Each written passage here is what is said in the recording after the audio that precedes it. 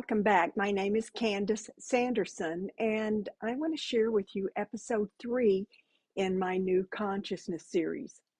In the last 2 episodes, I emphasized one fact that took me years to fully appreciate. We are more than our physical bodies. That was so counterintuitive to my training as a psychologist. I guess that's why it took me so long to embrace that statement. My pragmatic education had taught me to only believe what my 5 physical senses could measure. I still use my senses, of course, but now I've learned to use what the messengers have referred to as non-senses. These are the non-physical senses. When these are engaged, our 3D senses become so much more. There is a blending of these senses, synesthesia, where we can use the sense of smell, for example, to listen, or we can use the sense of taste to help us hear. It's not as simple as those examples, but the non-senses allow us to perceive in ways we were not able to do in our 3D lives. This is where the magic occurs, because to use the non-physical senses, we move from our physical bodies to the non-physical realms, into a field where everything is connected. So how do we engage these non-senses, these non-physical senses? We can use the observer. When we take our first step in expanding away from our physical forms, whether that's intentional or not, we trigger the observer response. Let's look at both NDEs, near-death experiences, and OBEs, out-of-body experiences, and how they relate to the observer effect. How often during an NDE or an OBE do people describe looking around, usually looking down, and seeing their physical bodies? Often it takes a few seconds to realize that they're looking at their own body. An NDE, of course, is spontaneous. It's not planned. And OBE can be spontaneous, but it can also be deliberate. Either way, we see the observer function with these experiences. With OBEs and NDEs, much of their awareness, their point of existence, another word for consciousness, is no longer in the physical body. It has expanded into that field state that is outside the 3D. It's outside the physical body. And as we talked about this in our first episode, many things change when we morph from a particle form, that small point of existence, awareness that you see hides in the physical body, and we enter into this expansive field state. In the first episode of this series, I explained how expanding consciousness affects the perception of time. We no longer experience the clock time or the calendar time that we live by in the 3D. We begin to see how fluid time actually is. We can stretch time, slowing it down or speeding it up. Moments can become weeks or even years.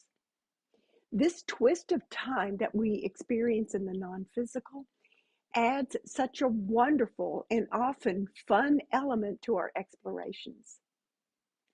Often, one of the first things we notice when we're in the 5D is this time distortion. It happens spontaneously when we expand. But as you learn to purposefully expand your awareness, you'll be able to intentionally manipulate those frequencies. Now, that's what I call empowerment. Can you imagine speeding up time during a root canal? Slowing time when you eat your favorite dessert? You can learn to do that. Let's go back to our observer. When they make themselves known to you throughout the day, take the opportunity to engage them, Talk with them. Freeze frame what you're doing when they started their commentary. If you're hearing a critical remark, stop and begin a conversation. Don't react, but instead act. This is where it helps to let go of ego. Take yourself back to your childhood. Pretend. Make it up. Don't judge, just do it. Many might think of their observer as their personality or their ego. That's not wrong, but it's also not the total picture. Look at your observer for what they are. The observer is a non-physical aspect of you. Embrace that. Even if they come across as judgmental, know that there is a gentler and deeper side of them. Often it is that critical side that we notice first, like the squeaky wheel. That's usually what gets our attention initially. So if you've heard that squeaky wheel, stop and ask to speak to another aspect of the observer, a higher up. Think of it as asking to speak to a customer service manager if you're not getting anywhere with the first line staff. Quite often, by the time we reach the customer service manager, we find someone who's willing to listen and problem solve, but it might have taken us several contacts to get there. But instead of waiting for your observer to start rattling on about something you did or said, why not be proactive? Why not sit down and invite your observer to join you? Get to know them more fully. How? Well, let me share that with you. Find a quiet place to sit or to lie down. Close your eyes and relax. Start taking a few deep breaths, and as you inhale, bring the breath into your body through your heart. How do you do that? You imagine it. You pretend. Are you a visualizer? A lot of people are not. I certainly could not visualize years ago, but now that skill set is well developed. So don't worry, that comes with practice. If you can visualize, see the air entering a point in the center of your chest where your heart is. Then watch that oxygen spread throughout your body. If you don't visualize yet, then just think that the air is moving into your heart and through your body. Thinking is just as effective as visualizing. Let me explain.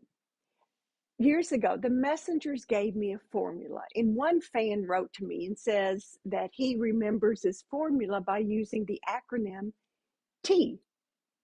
I thought that's great. T-E-A, thought, energy, action. When we think of something, that thought creates energy, and it's the energy that fuels the action. So your thoughts, the T of breathing through your heart, creates the E, the energy, and those energy frequencies fuel the A, action. T-E-A, your thoughts become things. Breathe deeply once you're settled and you're quiet, but only 3 or 4 breaths. You can slowly increase that over time, but we don't want anyone to hyperventilate, especially on their first try.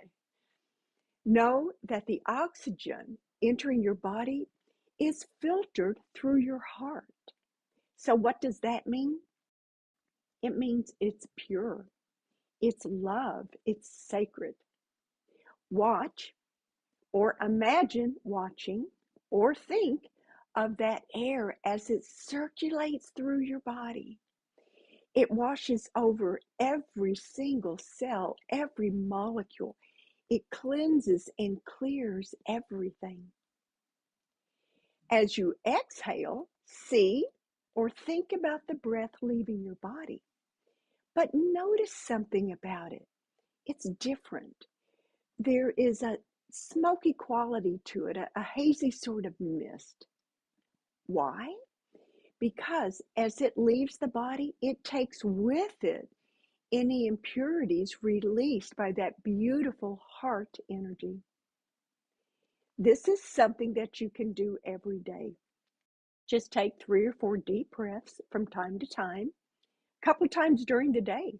Use this imagery. Here's another add-on that's simple yet very effective.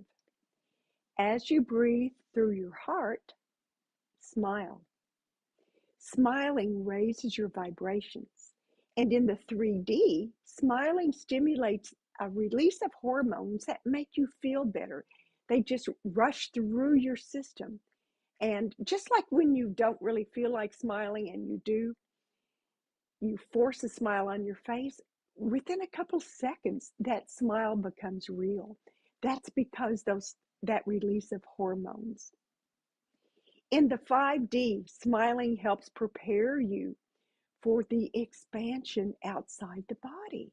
It relaxes you. So let's add smiling on top of all of this. You can do this short exercise several times throughout the day.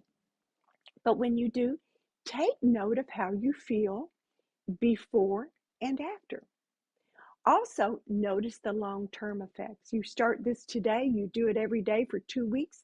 How are you feeling then? But the more you do this, the greater benefits you'll have, and it will be easier to see those benefits too. So by watching or thinking of this process of smiling, breathing through the heart, that breath going through the body and then exhaling stale energy, this is actually laying the foundation for meeting with our observer. Why?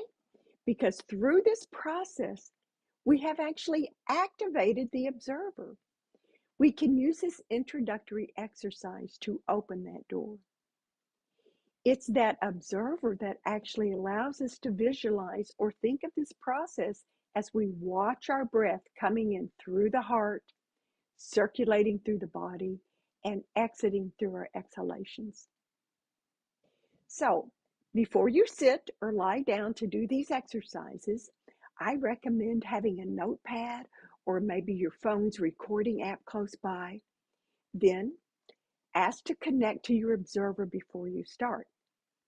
Here's something else you can try. Using the first 2 fingers of your dominant hand, in my case it's my right hand, tap your forehead.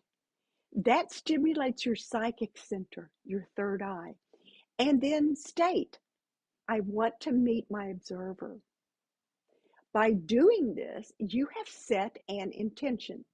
It's a desire for a specific outcome. In the past, the messengers have told me that setting an intention is important because the intention becomes an organizing principle on an energy level. The universe begins to align frequencies to meet that intention. It also helps you become more focused on what you want the outcome to be. And as you remain focused, the energy around you can work on manifesting that intention for you. Next, do the breathing exercises. Smile, do the exercise, and pay attention to what information might come in both as you do the exercise and a few minutes afterward. Does an image, a stray thought, or a feeling come to mind? Write it down. Do you feel any sensations like tingling or heat or cold, itching? Do you see any colors? Everyone responds differently to energy, and learning to interpret your connection to these frequencies can be very useful. When I connect to the angel realm, for example, I see beautiful ribbons of pale pink and green that waft through the air and intermingle. But it took me a long time to recognize this. Through time and experience, and more importantly, documenting it, I started to realize what the green and pink energy meant. You'll do the same thing. You'll start to develop your own language, your own set of cues. There are no wrong answers here. Jot down or record anything and everything you experience. Maybe it's not an in-your-face experience, but perhaps your heart rate decreases. You feel more at peace. Whatever it is, document it. This exercise helps you tune into a different frequency, an energy pattern that is subtle. If your bossy observer comes in, ask to see or speak to that part of you that's connected to the divine. Let that bossy side rest and make room for a more balanced side of you. This is important. Allow for space for a reply. And as you allow, breathe purposefully, smile, and with your eyes relaxed, wait and see what happens. What do you feel? Does that bossy side go away quietly? I like to get into a habit of checking in with my observer several times throughout the day. It can be as short as 30 seconds or a couple minutes. And with each attempt, what you're doing is you are stepping into a finer vibrational frequency, and you're learning to set the stage for that wise part of you to enter. When you do this, if you feel like you've connected, you might want to ask for a name. My bossy side, for example, is Lucy, like Lucy and Charlie Brown, who moves the football just when he's kicking it. I have a couple other sides. One is named Joy, and the other one is Grace. But if you receive a name, know that you can use that name to connect more easily the next time, or you can also use it to instruct that bossy side to step aside. I sideline Lucy often throughout the day. After a few minutes of this exercise, send gratitude. That's important. Be thankful for the opportunity to get to know these non-physical parts of you. It's here through the observer that we will be able to achieve higher states of consciousness. So whether you perceive anything right away or not, something does happen when you make these connections. If you feel different, especially if you feel at peace or feel better, it's because you've successfully engaged in the energy field that surrounds you. You're no longer reacting to the 3D world, but instead you've connected with that field of energy that connects all of us. And once you've connected with that wiser observer, not Lucy, not the bossy one, you can call on that part of you throughout the day and night. You can ask that part of you to help you explore your dreams or to become more lucid in your dreams. You can ask that part of you to help you if you're in a tough situation at work or at home.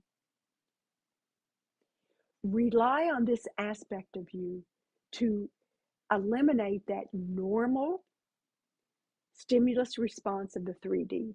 The observer can help you put a space between what you thought was automatic, and you'll find yourself acting instead of reacting to situations. By taking a deep breath and visualizing that breath through your heart, you can enter a space of stillness and quiet that usually eludes us during the 3D. That's what creates that sacred space that allows for a more thoughtful action, no longer a reaction. Your assignment for this week is to implement this short breathing exercise. We don't want anyone hyperventilating, so initially, take just 3 or 4 deep breaths in from your heart while you smile, and then watching that stale energy go through your body and exit through your exhalations. Follow this by a few moments of just rhythmic full breaths. And remember, smile all the way throughout. Make it short. Use it multiple times throughout the day. And when you do this, you're actually stepping outside of the confines of your physical body. You've entered a meditative state where everything is connected. Your observer is there watching. Be patient. This wise part of you will make themselves known to you eventually. Their energy is usually so subtle. But when we start using the wisdom of our observer to guide us toward greater states of awareness and using a lot of tools that I'll share with you that the messengers have given me and I've written about, you'll find that you will be able to expand quickly and explore realms that you never thought possible. So until next time, remember, use kind words and thoughts throughout the day. Remember that you are more than your physical body. You are a wise, sacred being that just happens to inhabit a physical form. If you're watching this on YouTube, you can share your results of the exercise below. Otherwise, you can find my contact information on my website at CandiceSanderson.com. Thank you for joining me. I would love to have more subscribers. Feel free to comment, and until next time, goodbye.